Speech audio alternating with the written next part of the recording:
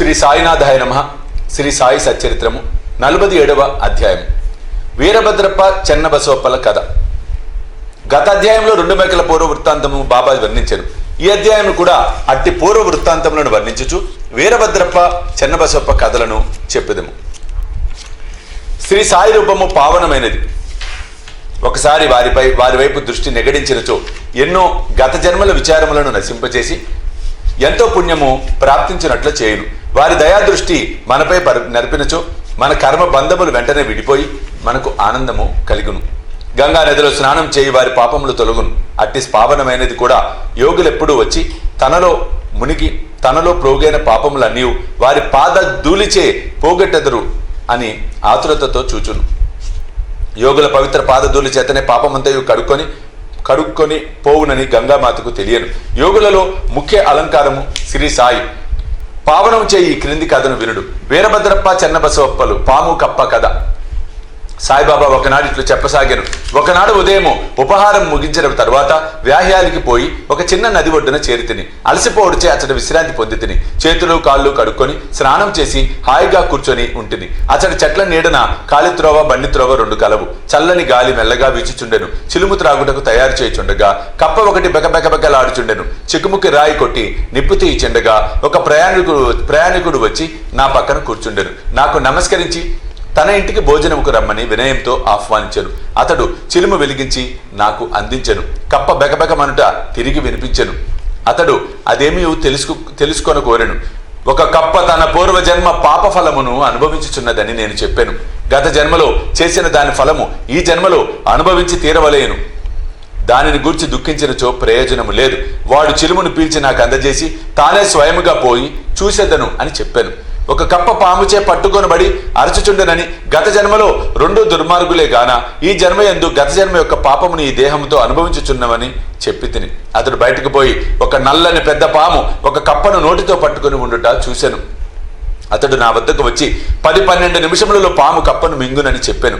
నేను ఇట్లాంటిని లేదు, అట్లు జరగదు, నేనే దాని తండ్రిని, నేనిచటనే ఉన్నాను, పాము చేత కప్పనెట్లు తినిపించదను, నేనిక్కడ ఊరికనే ఉన్నానా, దానినెట్లు విడిపించదనో చూడుము. చిలుము పీల్చిన పిమ్మట మేము ఆ స్థలముకు పోయితిమి. అతడు భయపడెను. నన్ను కూడా దగ్గరికి పోవద్దని హెచ్చరించెను. పాము మీద పడి కరుచునని వాని భయము. అతని మాటలు లెక్కించక నేను ముందుకు పోయి ఇట్లాంటిని, ఓ వీరభద్రప్ప, నీ శత్రువు చెన్నబసవప్ప కప్ప జన్మనెత్తి పశ్చాత్తాపపడుట లేదా? నీవు సర్ప జన్మనెత్తినప్పటికీ వాని యందు శత్రుత్వం వహించి ఉన్నావా? ఛీ, సిగ్గులేదా? మీ ద్వేషములను విడిచి శాంతింపుడు. ఈ మాటలు విని ఆ సర్పము కప్పను వెంటనే విడిచి నీటిలో మునిగి అదృశ్యమయ్యను. కప్ప కూడా గంతు వేసి చెట్లు పొదలలో దాకెను. బాటసారి ఆశ్చర్యపడెను. మీరన్న మాటలకు పాము కప్పునెట్ల వదిలినది, ఎట్లా అదృశ్యమయ్యను? వీరభద్రప్ప ఎవరు? చెన్నబసవప్ప ఎవరు? వారి శత్రుత్వంకు కారణమేమిటి అని అతడు ప్రశ్నింపగా అతనితో కలిసి చెట్టు మొదటికి పోయి తిని చిలుము కొన్ని పీల్పులు పీల్చి అతనికి వృత్తాంతమంతయు ఈ రీతిగా బోధించి తిని. మా ఊరికి 4-5 మైళ్ళ దూరమున ఒక పురాతన శివాలయం కలదు. అది పాతబడి శిథిలమయ్యను. ఆ గ్రామంలోని ప్రజలు దానిని మరమ్మతు చేయుటకై కొంత ధనము ప్రోగు చేసిరి. కొంత పెద్ద మొత్తము ప్రోగైన పిమ్మట పూజ కొరకు తగిన ఏర్పాటు చేసిరి. మరమ్మతు చేయుటకు అంచనా వేసిరి. ఊరిలో ధనవంతుని కోశాధికారిగా నియమించి సర్వము అతని చేతిలో పెట్టిరి. లెక్కలు చక్కగా వ్రాయి బాధ్యత వానిపై పెట్టింది. వాడు పరమలోభి. దేవాలయమును బాగు చేయటకు కూడా చాలా తక్కువ వ్యయము చేశాను. దేవాలయం అభివృద్ధి కాలేదు. అతడు ధనమంతయు ఖర్చు పెట్టెను. కొంత తాను మింగెను. తన సొంత డబ్బు కొంచెమైనను దానికై వెచ్చించలేదు. తీయని మాటలు చెప్పేవాడు. అభివృద్ధి కాకుండాకేవో కారణాలు చెప్పేవాడు. గ్రామస్తులు తిరిగి వాని వద్దకు పోయి అతడు సొంతముగా తగిన ధనసహాయం చేయని ఎడల మందిరము వృద్ధి కాదని చెప్పిరి. వాని అంచనా ప్రకారము పని సాగించవలసినదని చెప్పుచు మరికొంత ద్రవ్యమును వసూలు చేసి ఇచ్చిరి. వాడు ఆ ధనమును పుచ్చుకొని పూర్వము వలె ఊరక కూర్చుంటెను. కొన్నాళ్ళ పిమ్మట మహాదేవుడు వాని భార్యకు కలలో కనిపించి ఇట్లు చెప్పాను, నీవు లేచి దేవాలయము శిఖరము గట్టుము, నీవు ఖర్చు పెట్టిన దానికి 100 రెట్లు ఇచ్చేదను. ఆమె ఆ దృశ్యమును తన భర్తకు చెప్పెను.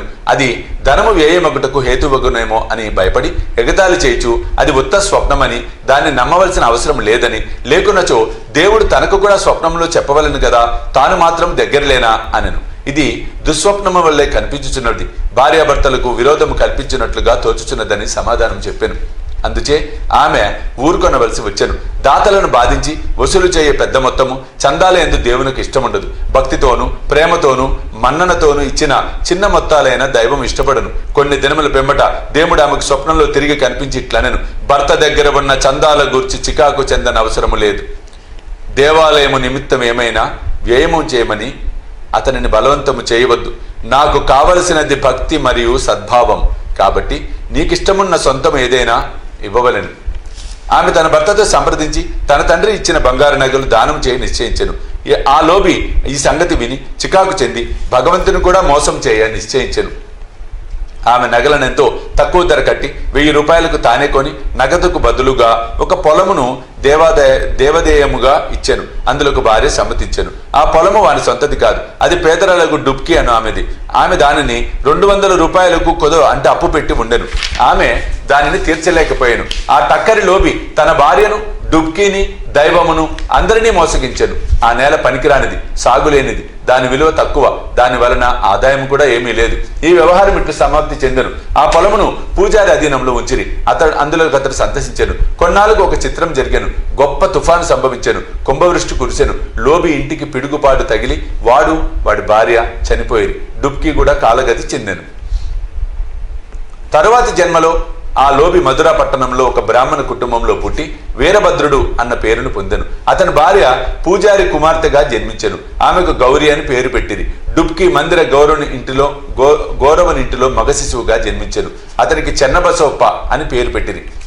ఆ పూజారి నా స్నేహితుడు. అతను నా వద్దకు తరచుగా వచ్చుచుండెను. నా వద్ద కూర్చుండి మాట్లాడుచు చిలుము పీల్చేటివాడు. అతని కుమార్తె గౌరీ కూడా నా భక్తురాలు. ఆమె త్వరగా ఎదుగుచుండెను. ఆమె తండ్రి వరుణుకై వెదుకుచుండెను. ఆ విషయంపై చికాకు పడని అవసరం లేదని, ఆమె భర్త తానే వెదుక్కొని వచ్చునని చెప్పాను. కొన్నాళ్లకు వీరభద్రప్ప తన బీద బ్రాహ్మణ బాలుడు భిక్షకై పూజారి ఇంటికి వచ్చెను. పూజారి నా సమ్మతి ప్రకారం వానికి గౌరీనిచ్చి పెళ్లి చేశాను. అతడు కూడా నా భక్తుడయ్యాను. ఏలన పిల్లలను కూర్చుంది కదా అని అతడు నా యందు విశ్వాసం చూపుచుండెను. వాడు ఈ జన్మలో కూడా ధనమునకై మిగులు తాపత్రయపడుచుండెను. నా వద్దకు వచ్చి అతడు కుటుంబంతో ఉండుడిచే తనకు ఎక్కువ ధనం వచ్చినట్లు చేయమని బతిమలాడుచుండెను. ఇట్లుండగా కొన్ని విచిత్రములు జరిగాను. ధరలు హఠాత్తుగా పెరిగాను. గౌరీ అదృష్టము కొద్దీ పొలము ధర పెరిగాను. కానుకగా ఇచ్చిన పొలము 1,00,000 రూపాయలకు అమ్మిరి. ఆమె ఆభరణముల విలువకు 100 రెట్లు వచ్చెను. అందులో సగము నగదునిచ్చిరి. మిగతా దానిని 25 వాయిదాలలో వాయిదాకు 2,000 రూపాయల చప్పున ఇచ్చుటకు నిశ్చయించిరి. అందరూ సమ్మతించిరి. కానీ ధనమునకై తగులాడిరి. సలహా కొరకు నా వద్దకు వచ్చిరి. ఆ ఆస్తి మహాదేవునిది కాబట్టి పూజారి కొడుకులు లేనందున సర్వహక్కులు గౌరికి వచ్చాను. ఆమె సమ్మతి లేనిదే ఏమీ ఖర్చు చేయవద్దని చెప్పి తిని ఆమె భర్తకు ఈ పైకంపై ఎట్టి అధికారం లేదని బోధించి తిని ఇది విని వీరభద్రప్ప నాపై కోపగించెను. ఆస్తిపై గౌరికి హక్కు కలదని తీర్మానించి దానిని కబలించుటకు నేను ప్రయత్నించుచున్నానని నుడివెను. అతని మాటలు విని భగవంతుని ధ్యానించి ఊరుకుంటుని వీరభద్రప్ప తన భార్య గౌరీని తిట్టెను. అందుచే ఆమె పగటిపూట నా వద్దకు వచ్చి ఇతరుల మాటలు పట్టించుకొనవలదనియు తాను కూతురుగా చూచుకొనవలేనని వేడుకొనెను. ఆమె ఆశ్రయమును కోరుడిచే ఆమెను రక్షించుటకు 7 సముద్రములైన దాటుతునని వాగ్దానం ఇచ్చి తిని ఆనాడు రాత్రి గౌరికి ఒక స్వప్నము కనపడెను. మహాదేవుడు స్వప్నంలో కనిపించి ధనమంతయు నీదే, ఎవరికి ఏమి ఇవ్వవలదు. చెన్న బసవప్పతో సలహా చేసి దేవాలయపు మరమ్మతు నిమిత్తము కొంత ఖర్చు చేయము.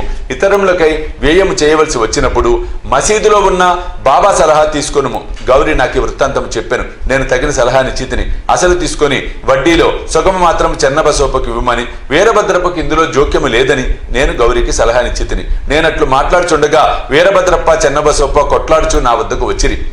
సాధ్యమైనంత వరకు వారిని సమాధాన పరిస్థితిని గౌరికి మహాదేవుడు చూపిన స్వప్న దృశ్యము చెప్పి తిని వీరభద్రప్ప మిగులు కోపించి చెన్నబసవప్పను ముక్కలుగా నరికెదనని బెదిరించెను. చెన్నబసవప్ప పిరికివాడు. వాడు నా పాదములు పట్టుకొని నన్నే ఆశ్రయించెను. కోపిష్టి శత్రువు బారి నుండి కాపాడదనని వానికి వాగ్దానం చేసి తిని కొంతకాలము వీరభద్రప్ప చనిపోయి పాముగా జన్మించెను. చెన్నబసవప్ప కూడా చనిపోయి కప్పగా జన్మించెను. చెన్నబసవప్ప బెకబెకలాడుట విని నేను చేసిన వాగ్దానమును జ్ఞప్తికి తెచ్చుకొని ఇక్కడికి వచ్చి వానిని రక్షించి నా మాటను పాలించుకుంటుని భగవంతుడు ఆపద సమయములందు భక్తులను రక్షించుటకై వారి వద్దకు పరిగెత్తును. భగవంతుడు నన్ను చెట్టుకు పంపి చెన్నబసవప్పను రక్షించెను. ఇదంతయు భగవంతుని లీల నీతి. ఈ కథ వల్ల మనం నేర్చుకున్న నీతి ఏమన్నా, ఎవరు చేసిన దానిని వారే అనుభవించవలెను. ఇతరులతో గల సంబంధములన్నిటినీ బాధను కూడా అనుభవించవలెను. తప్పించుకుని సాధనము లేదు. తనకెవరితోనైనా శత్రుత్వము ఉన్న ఎడల దానిని తీర్చవలెను. రుణము గాని శత్రుత్వ శేషము గాని ఉన్నచో దానికి తగిన బాధ పడవలెను. ధనము ఎందు పేరాశ గలవానిని ధనమునందు పేరాశ గలవానికి అది హీనస్థితికి తెచ్చును, తుట్టతుటుకు నాశనం చేయును. 47వ అధ్యాయము సంపూర్ణము. సద్గురు శ్రీ సాయినాథ్ అర్పణమస్తు. శుభం భవతు.